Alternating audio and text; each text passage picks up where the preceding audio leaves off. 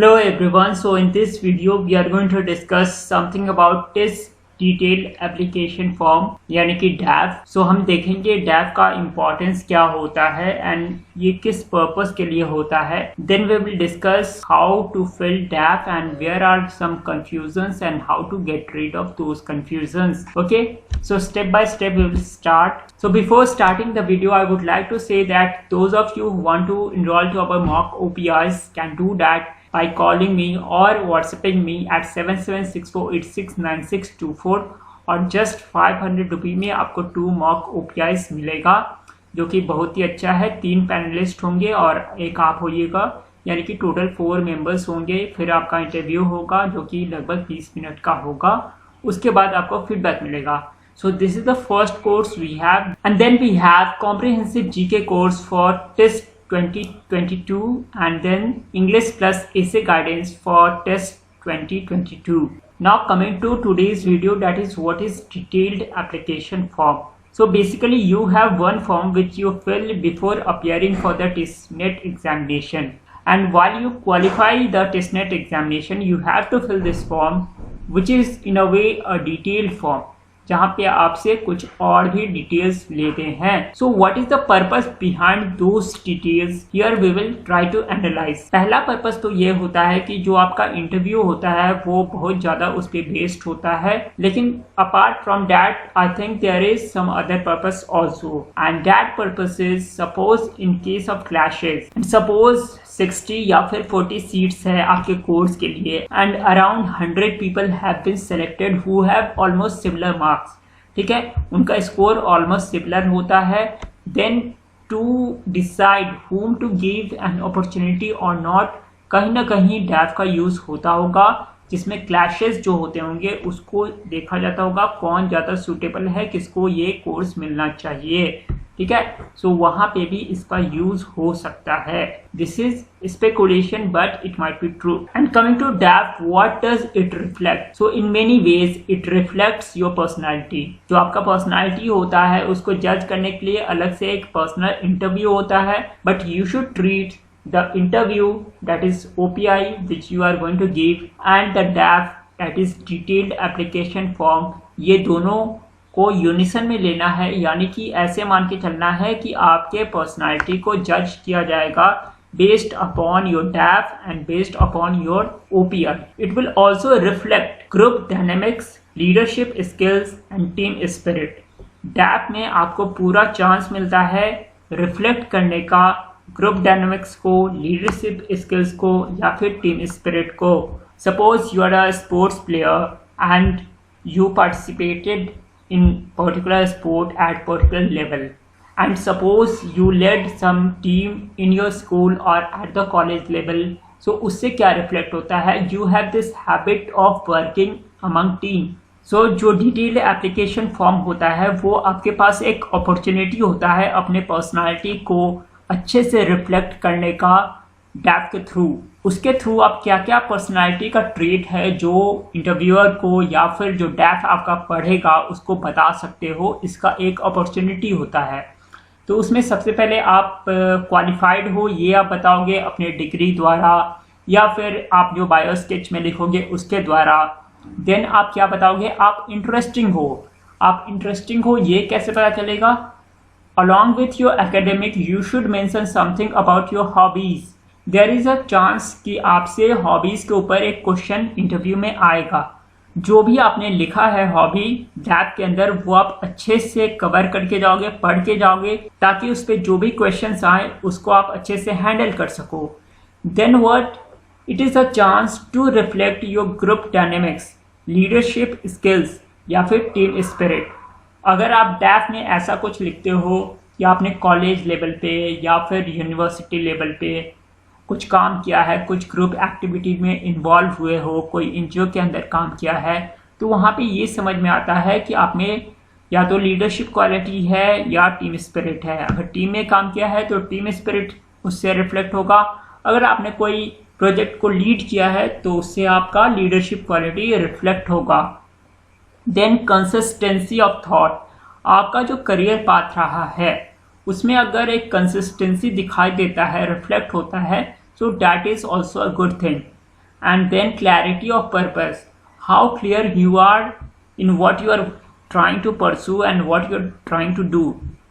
For example, there is a column in which it says आप कौन कौन से एग्ज़ाम के लिए अपियर हुए हो।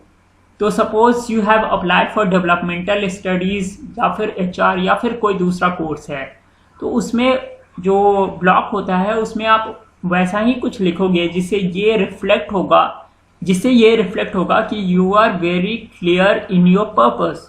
सपोज आपने डेवलपमेंटल स्टडीज़ के लिए अप्लाई किया है टेस्ट में, तो आप अगर APU में भी अप्लाई किए थे डेवलपमेंटल स्टडीज़ के लिए तो उसका एग्जाम्पल लिख सकते हो। लेकिन अगर आप SSC एग्जामिनेशन के लिए अपेयर हुए थे, please don't write that, because that is not showing a consistency और that is not showing a clarity of purpose. अगर कोई आपका डैप करेगा, वो देखेगा कि आप दूसरे जगह भी इसी कोर्स के लिए अप्लाई कर रहे हो, तो इससे ये क्लियर होगा कि आप बहुत क्लियर सोचते हो। तो ये सारी बातें आपके डैप से रिफ्लेक्ट होती हैं, तो इसको हम बाद में अच्छे से डिस्कस करेंगे। अभी हम देखते हैं आपका डैप इस बार का कैसा है। सो बेसिकली जिस लिंक पे आपने अपना रिजल्ट लिखा था उसी लिंक पे आप वापस जाओगे और वहाँ लॉगिन करोगे। वहाँ जब लॉगिन करोगे तो डैप का एक लिंक दिखेगा, उस पर जब क्लिक करोगे तो पहला पेज जो अपीयर होगा वो कुछ ऐसा होगा। तो इसमें आपको कुछ पर्टिकुलर्स हैं वो भरने होंगे। उसमें पहला है SSC और इक्विवेलेंट। तो यहाँ पे पहला डाउट आता है, कई लोग का ये कहना है कि मेरा जो था 12 ईयर का कोर्स था, यानी कि नर्सरी था, उसके बाद 1 था, 2 था एंड सो ऑन। सो मेरा 12 ईयर का था, तो मैं क्या भरूँ, 12 ईयर भरूँ या फिर 10 ईयर भरूँ। तो यहाँ पे 10 ही ऑप्शन है, पता नहीं ये ऑप्शन दिया ही क्यों है, जब एक ही ऑप्शन है तो यहाँ पे देना ही नहीं चाहिए था। ये शायद मैट्रिकुलेशन की बात हो रही है, तो आपको टिक करना है। दूसरा क्या है, हायर सेकेंडरी या प्री यूनिवर्सिटी या इंटरमीडिएट एग्जामिनेशन, तो जिसका भी 10+2 है वो 2 इयर्स को टिक करेंगे। तो यहाँ पे ये दो कन्फ्यूज़न क्लियर होता है। तीसरा कन्फ्यूज़न आता है ग्रेजुएशन की डिग्री जो होती है उसमें बोलते हैं ये, यहाँ पे जो भी आपका सर्टिफिकेट है उसमें मंथ डेट दिया होता है मार्कशीट में, वहाँ से आप देख के भर दोगे। ईयर ऑफ पासिंग भी वहीं से देख के भरोगे।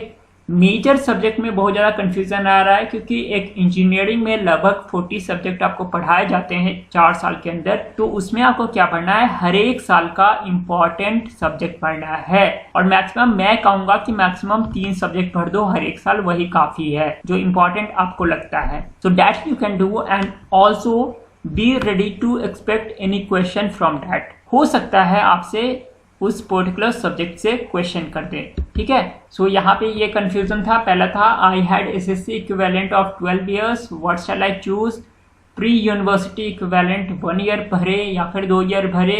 मेजर सब्जेक्ट, कई लोग बोल रहे हैं कि उन्होंने 40 से ज़्यादा सब्जेक्ट पढ़ा था, तो कितना वो लिखेंगे। और फोर्थ जो है आई हैड ग्रेडिंग सिस्टम, तो CGPA का क्या करेंगे, परसेंटेज में लिखेंगे या CGPA लिखेंगे।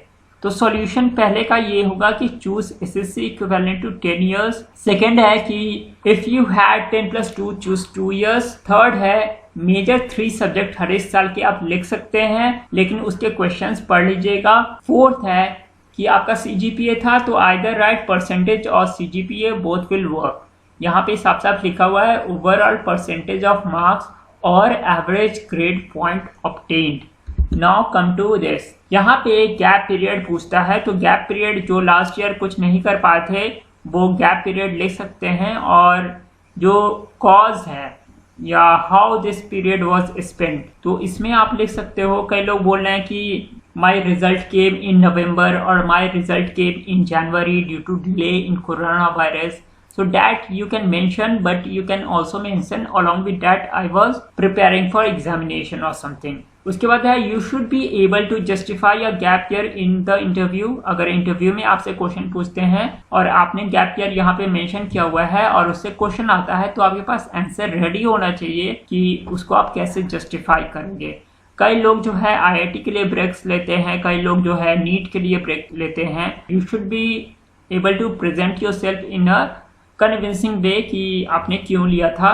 कई लोग UPSC के लिए जब प्रिपेयर करते हैं तब गैप उनका हो जाता है, तो वो भी आप जस्टिफाई कर सकते हो कि I was preparing for this examination and I don't think that it was a wastage of time because it was an enriching experience. ठीक है, I came to learn a lot of things, ऐसा कुछ लिख सकते हैं आप। उसके बाद write only those languages which has some relevance। यहाँ पे आप देखिएगा which languages do you know, तो यहाँ पे इंग्लिश हो गया, हिंदी हो गया, अगर मराठी या केरला कन्नड़ तमिल कुछ भी आता है आपको वो लिख सकते हैं, लेकिन वही लिखिए जिसका रिलेवेंस है।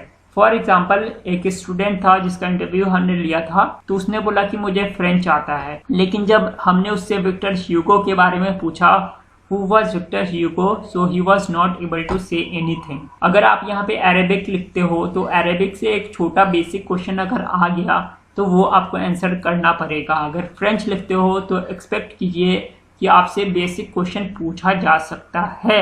If you want a question on that subject, then yes, you can write. Otherwise, avoid writing any languages in which you are not that comfortable. उसके बाद पार्ट 2 है। पार्ट 2 में कुछ इंपॉर्टेंट क्वेश्चंस हैं, जिसमें पहला है why are you interested in pursuing the selected program। अब इसमें क्या हो रहा है कि कई लोग जो हैं वो डाइवर्स बैकग्राउंड से आते हैं, कई लोग मेडिकल बैकग्राउंड से हैं, कई लोग जो है इंजीनियरिंग बैकग्राउंड से हैं, और वो लोग आना चाह रहे हैं HR कोर्स के लिए, या फिर कई लोग ऐसे भी हैं जो कॉमर्स बैकग्राउंड से है और वो मेडिकल कोर्स के लिए आना चाह रहे हैं। सो यहाँ पे कन्विंसिंग आंसर आपको लिखना पड़ेगा। So you might write something like this, during my college days और during my office days I realize that I am good at handling people and my people skills are good, so I thought of pursuing a career in HR।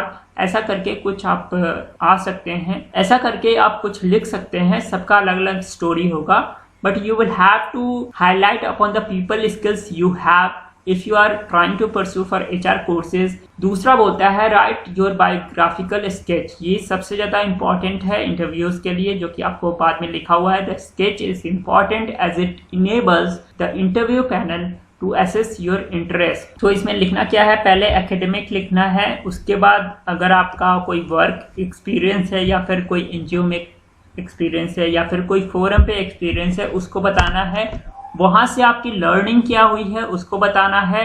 And you will have to give evidences, not directly write that I have these qualities, rather you have to give evidences of few qualities like leadership quality, team spirit। उसका आपको experience share करना है, चाहे आप NGO के साथ काम कर रहे हो, चाहे स्कूल के फोरम के साथ काम कर रहे हो, या फिर अपने ऑफिस में काम कर रहे हो, तो उससे आपने क्या सीखा। और उसके बाद आपको हॉबीज भी बतानी है, उससे ये पता चलेगा कि आप इंटरेस्टिंग पर्सन हो। साथ ही आपका एक क्वेश्चन हॉबी से ऑलमोस्ट श्योर होता है। सो हॉबी ऐसा लिखना जिसमें आप बहुत कंफर्टेबल हो। And each and every word which either you have already written और going to write in the DAF can be asked in your interview. हर एक पर्टिकुलर वर्ड से एक क्वेश्चन बन सकता है, इसलिए बार बार पढ़ो अपने डैप को, उससे इन नंबर ऑफ क्वेश्चंस बना के उसको अच्छे से तैयार कर लो। Mention any work done by you relevant to the field study selected by you.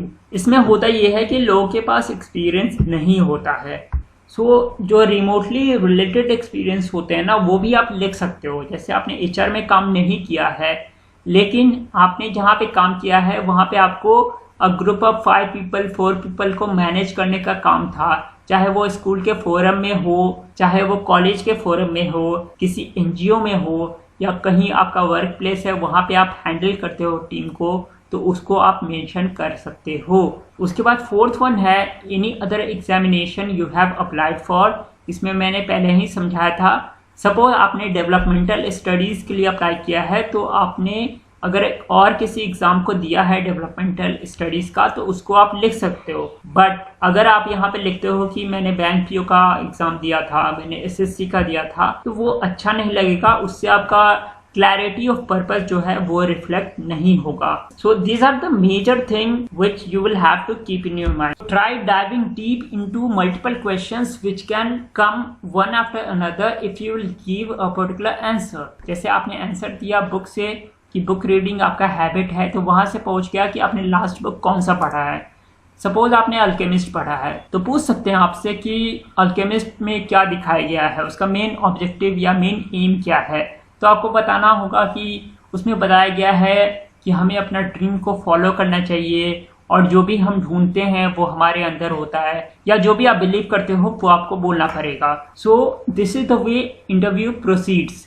आप एक आंसर दोगे, उस आंसर में कहीं दूसरा क्वेश्चन उससे इवॉल्व होगा। सो इसीलिए सिर्फ फर्स्ट लेवल पे तैयारी नहीं करनी है, हर एक क्वेश्चन को आप 2-3 लेवल तक ले जाइए। If you want to take mock OPIs then you can enroll to our OPI guidance, जो कि सिर्फ 500 रुपये में है और 2 ओपीआईज आपको मिलेंगे, उसमें आप इनरोल कर सकते हैं। और अगर आप टिस्टनेट 2020 के लिए गाइडेंस लेना चाहते हैं या कोई फ्रेंड है आपका जो लेना चाहता है, तो उसको आप सजेस्ट कर सकते हैं हमारा कोर्स। हमारा नंबर है 7764869624।